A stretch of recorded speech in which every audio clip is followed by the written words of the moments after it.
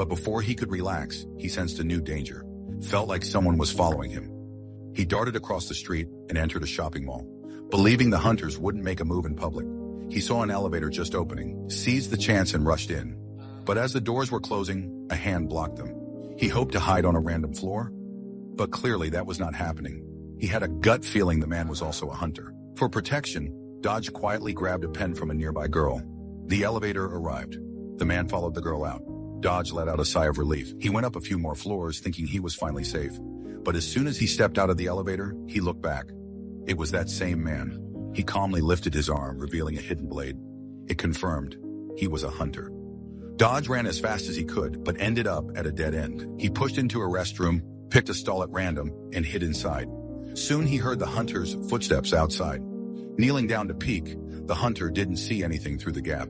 Turns out Dodge was crouched on top of the toilet. The hunter wasn't in a hurry.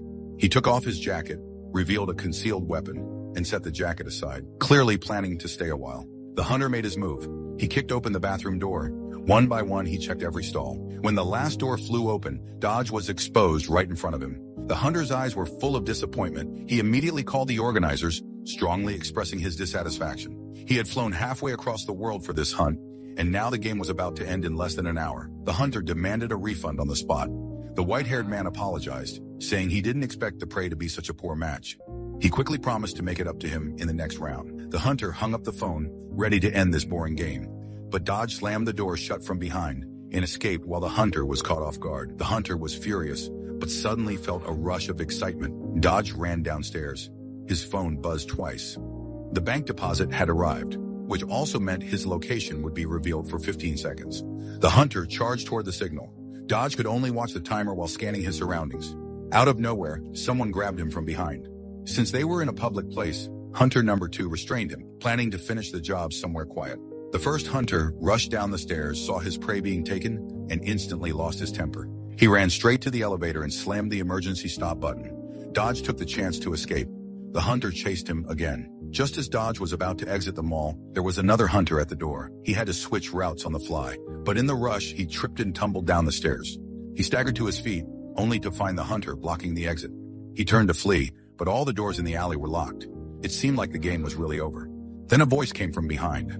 A patrolling police officer had seen someone fall in. He came over to ask if Dodge needed help. Dodge wanted nothing more than to ask for help, but if he broke the rules, the game would be extended indefinitely until the day the prey died. So he used the officer's presence as a cover to escape again. He saw a bicycle nearby and, without caring about anyone else, he jumped on and rode off.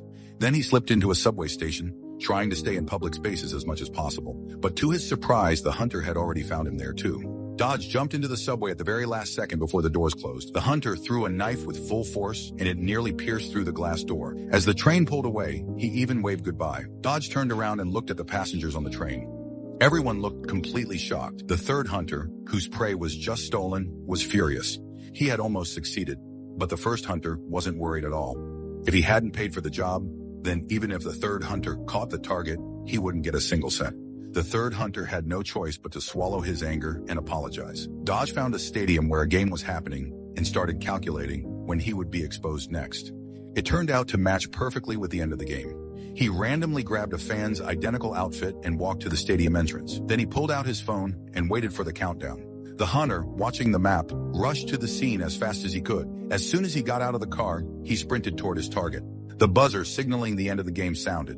Dodge quickly changed into the team uniform. And as the gates opened, a massive crowd of fans poured out of the stadium.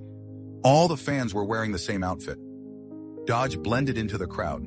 By the time the hunter arrived, it was too late. With the fans all around, he couldn't even see Dodge's face. As the crowd dispersed and people went home, Dodge took the chance and slipped into a stranger's trunk. He once again escaped the chase. But there was a problem with the live broadcast. A middle-aged man realized something was wrong because the car was about to cross the city boundary. Hearing the family's conversation, Dodge started to panic. If he left the game zone, the hunters would have unlimited time to search for him. Dodge banged on the trunk with all his strength. The family heard the noise and got out to check. Luckily, he managed to keep his place in the game. He had narrowly avoided being disqualified.